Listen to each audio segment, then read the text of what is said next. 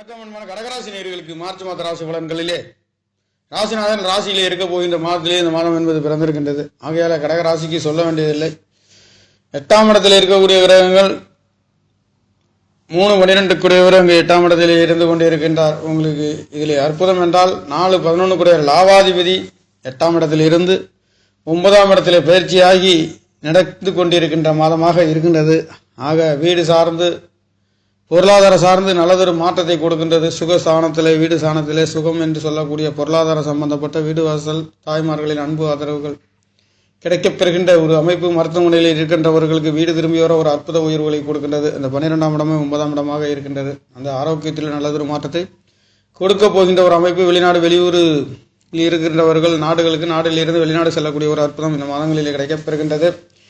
8ஆம் இடத்திலே கடக ராசி லக்னத்தில் இருக்கக்கூடிய கிரகங்கள் என்று சொல்லக்கூடியது 12 முயற்சி சனாதிபதி புதன் பகவான் அங்கே இருந்து 2ஆம் இடத்தை பார்க்கின்றார். முயற்சிக்கின்ற காரியங்கள் அனைத்தும் என்னதான் சுபபோகமாக இருந்தாலும் செலவாக இருக்கின்றது என்று சலிச்சு போகக்கூடிய ஒரு அமைப்பு இந்த மாதங்களிலே இருந்து கொண்டிருக்கின்றது. அந்த வகையில் இந்த புதன் பகவான் மாதத்தில் 20ஆம் தேதியிலே வக்ர நிவர்த்தி, 11ஆம் தேதி மார்ச் மாதம் குரு பகவான் வக்ர நிவர்த்தி அடைய போகின்றார்.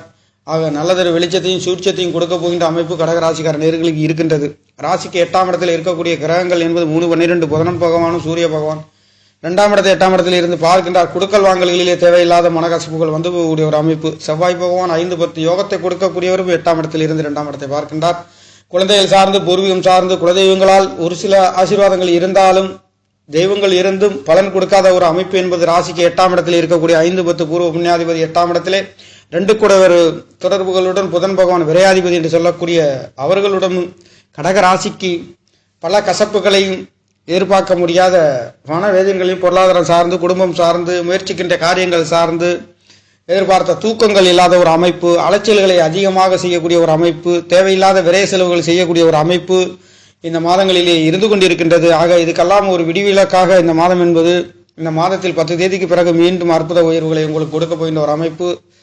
8ஆம் இடத்தில் இருக்கக்கூடிய தனவாக்கு குடும்ப ஸ்தானாதிபதி சூரிய பகவான் என்று சொல்லக்கூடியவர் 9ஆம் இடத்திலே மாறப்போகின்ற ஒரு அமைப்பும்.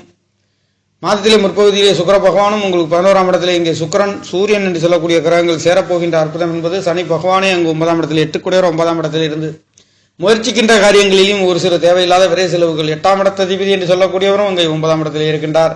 ஆக அனைத்தும் ஒரு சில தேவையில்லாத மனக்கசப்புகள் வந்து போகின்றது அமைப்பு இருக்கின்றது. அந்த அனைத்துகளிலுமே வெற்றிகளை கொடுக்கின்றதற்கு முழுமுத யோகத்தை கொடுக்கக்கூடிய குரு பகவானுடைய பார்வை என்பது உங்களுடைய 8ஆம் இடத்தில் இருக்கின்றது. ஆக எதையும் சமாளிக்கக்கூடிய அற்புதம் குரு பகவானுடைய அனுகிரகத்தால் கிடைக்கப்பெறுகின்ற அமைப்பு மட்டுமல்ல, உங்களுடைய